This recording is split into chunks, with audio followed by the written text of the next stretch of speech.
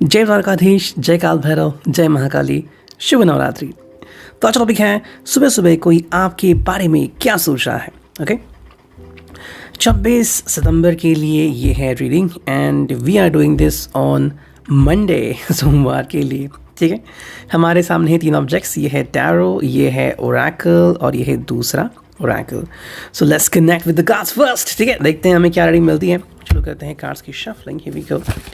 उम्मीद करता हूँ कि कार्ड्स स्ट्रेट ही होंगे। कैट्स ने इधर उधर कर दिए थे सारे कार्ड्स, यहाँ वहाँ सारे फैले हुए थे वो भी 2-3 बार।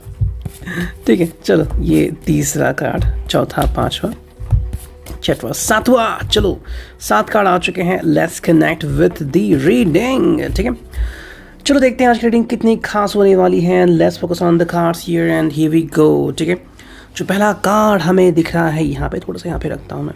ओके, भाई ये जो प्रथम स्थान पे ये कार्ड आ गया, चित्र आ गया है कि ये क्वीन ऑफ वॉन्ड्स, एरीज, लियो, सैज। ठीक है, वी कुड से दैट कि ये जो कार्ड है ये रिप्रेजेंट करता है भावनाएं, ये रिप्रेजेंट करता है अभिलाषाएं, ये रिप्रेजेंट करता है उम्मीदें। ठीक है, काफ़ी उम्मीदों भरा पल है इस पर्सन के लिए। मे बी बहुत कुछ सोच और बहुत कुछ सोच के ये अभी सुबह की शुरुआत कर रहा है। शायद इसे आपसे बहुत कुछ कहना है, आपसे बहुत कुछ सुनना भी है, बहुत कुछ प्लान भी किया है, वगैरह वगैरह सारा कुछ चल रहा है। क्वीन है यहाँ पे, तो ऑब्वियसली इसके ऊपर थोड़ा प्रेशर है, मोटिवेट करना चाहता है खुद को।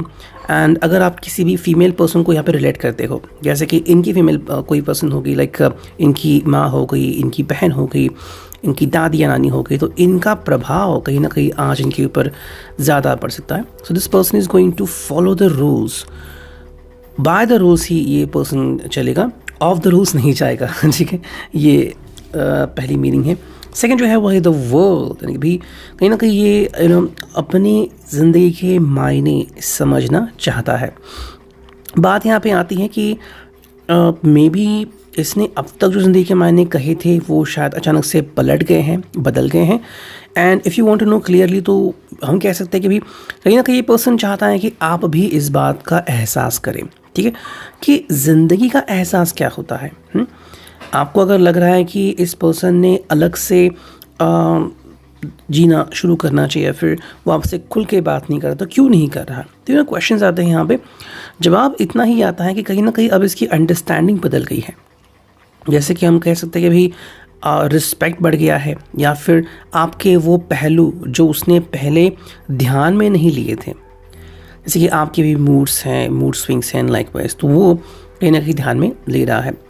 फॉर एग्जांपल अगर हम बात करें मूड्स की, सो लेट्स कनेक्ट की जो भी मेंस्ट्रुअल साइकिल होता है फीमेल पर्सन का, तो उस दौरान उनके मूड्स बदल जाते हैं, उस दौरान उनकी थिंकिंग चेंज होती है। And so many things they go through, pain वगैरह वो सब चीज़ें होती है।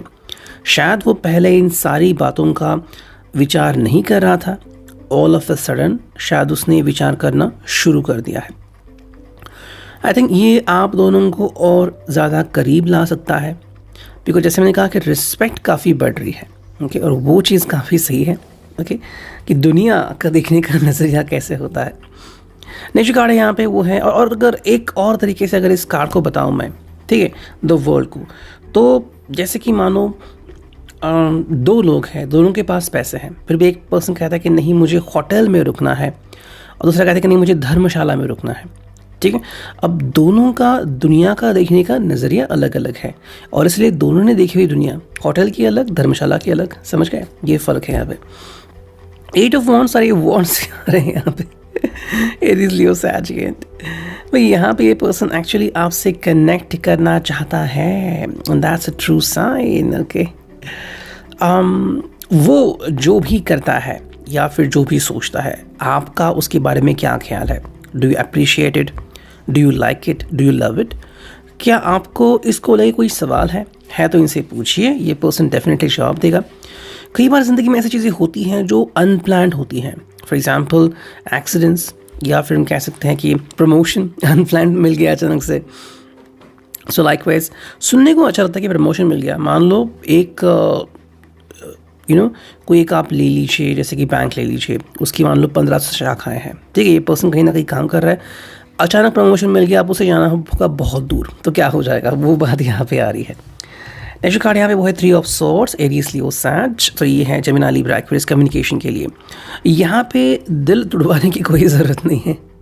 बस जैसे मैंने कहा कि अगर प्रमोशन मिल रहा है, बात ऐसी हो रही, तो क्या करें, तो कहीं ना कहीं इसको लग रहा है कि आप उनसे रूठ गए हैं, या फिर आप उनसे बात करने में झिझक रहे, या फिर आप मना कर रहे हैं कि मुझे बात नहीं करनी। समझ नहीं आता? Okay, like this could be happening. हाँ, बहुत या थोड़ा बहुत मनाने के बाद आप मुझसे डेफिनेटली बात कर सकते हैं, तो शायद थोड़ा सा डीले यहाँ पे हम एक्सपेक्ट कर सकते हैं। Next is 7 of swords. तो यहाँ पे मे बी ये पर्सन बहुत सारे तरीकों के बारे में सोच रहा है कि आपके मन में क्या चल रहा होगा, क्या खिचड़ी पकड़ी होगी, कि कौन से सवाल है आपके बारे में, इनके बारे में, तो वो सब ये शायद जानने की कोशिश कर रहा है। नेक्स्ट जो कार्ड यहाँ पे वो है 8 ऑफ सोर्ड्स। देखो 3 भी आ गया और 8 भी आ गया। मे बी ये पर्सन अपने आप को कहीं ना कहीं उलझा हुआ महसूस कर रहा है। मतलब ये डेफिनेटली आपके बारे में और बहुत कुछ जानना चाहता है, लेकिन सवाल कहाँ पे ख़त्म होता है, या फिर उनकी सोच कहाँ पे ख़त्म होती है कि अब मैं क्या करूँ। तो रियलिटी में शायद आपने इनका बदला हुआ रूप नहीं देखा है। जैसे कि मान लो इनको दाढ़ी है, या फिर इनके बाल लंबे हैं, या फिर if she is a woman उनके बाल लंबे, अचानक उन्हें उनके बाल शॉर्ट कर दिए, या फिर something they colour their hairs. आपको पता नहीं है, सडनली जब आपको मिलेंगे तो क्या होगा, ये उसके बारे में है। ठीक है, नेक्स्ट जो हमें दिख रहा है 2 कार्ड्स, वो है 5 of swords and the magician. तो आई थिंक ये पर्सन कोशिश कर रहा है कि भाई जो भी पास में हुआ है वो आप कहीं ना कहीं भूल जाएं, इनको आप एक तरह का विश्राम दें कि भाई जो हुआ होने दो, अब हमें उसके बारे में कोई भी चर्चा नहीं करनी है। मैजिशियन, हमारी ज़िंदगी बहुत ही अच्छी है और भी ज़्यादा खूबसूरत बन सकती है। अब देखते हैं एनर्जी ओरेकल से हमें क्या रीडिंग मिलता है डायरेक्टली। देखो पहला कार्ड आया कॉन्ट्रैक्ट। ओके, सो यस, कहीं ना कहीं लीगल बाइंडिंग भी है यहाँ पे, तो मे बी ये शादी भी दर्शाता है। यहाँ पे कमिटमेंट फ़िलहाल तो नहीं लग रही मुझे, लेकिन अगर किसी की शादी हुई है तो ये उसके बारे में बहुत ज़्यादा है, या फिर ये इनके जॉब के बारे में है। ठीक है, कि जॉब में क्या हो रहा है, क्या नहीं हो रहा है, this is all about it. चलो, तीसरा, चौथा और एक का 5वां कार्ड, 6वां भाई कार्ड आ गया। ठीक है, तो 6 कार्ड आ गए फ्रॉम द एनर्जी ओरेकल। देखते हैं क्या है रीडिंग। जैसे पहला मैंने कार्ड बताया कॉन्ट्रैक्ट है, तो कहीं ना कहीं लीगल बाइंडिंग शायद इनके ऊपर है। तो मे बी जहाँ पे काम कर रहा है, फिर आपको लग रहा होगा कि ये तो घर से काम कर रहा है, आईटी फील्ड में है, घर से काम कर रहा है, लेकिन काम शायद इतना ज़्यादा है कि अब वो अपने डेस्क से हट ही नहीं सकते। ओके, जैसे कि I told you earlier many times कि मेरा जो एक फ्रेंड है वो आईटी में है, एंड उसके वर्किंग आवर्स काफ़ी बढ़ गए हैं, एंड कभी भी क्लाइंट कॉल करता है तो ये उसकी इश्यूज़ होते हैं। तो कॉन्ट्रैक्ट के कारण शायद ये पर्सन आपसे मिल नहीं पा रहा होगा, ये एक वजह हो सकती है।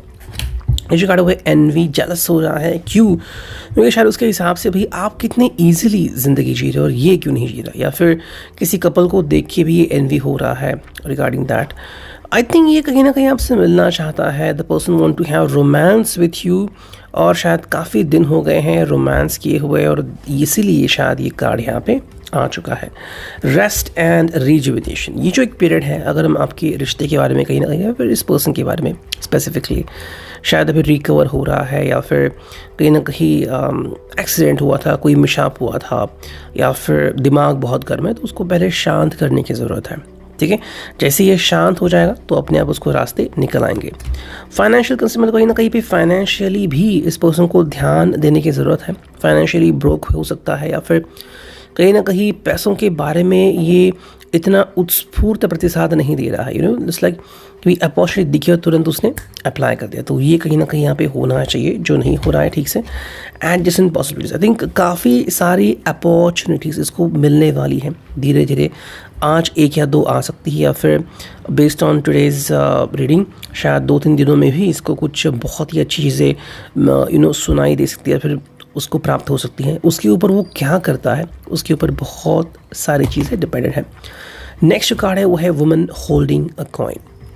Now woman holding a coin का मतलब यहाँ पे ये आता है कि ये पर्सन की जो भावनाएं हैं बहुत ही हैं, बहुत ज़्यादा हैं, और ये कह रहा है कि भाई I am having too many emotions बहुत सारे इमोशंस है इस पर्सन के दिलो दिमाग में, दैट्स अ वंडरफुल थिंग। लेकिन क्या आप इस इमोशन के साथ खुश हो?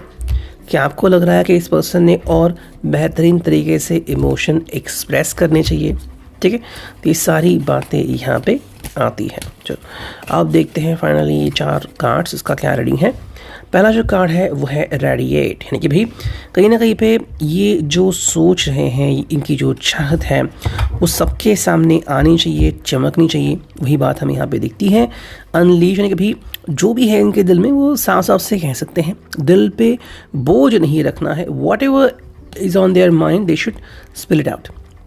न्यूक्लियस, यानी कि भाई जो दायरा है उनके जीवन का, संघर्ष का, कहीं ना कहीं उन्होंने उसका केंद्र ढूंढना चाहिए, या फिर वो दायरा आज के दिन कम करना चाहिए जिसमें सिर्फ आप और वो आ सकते हैं।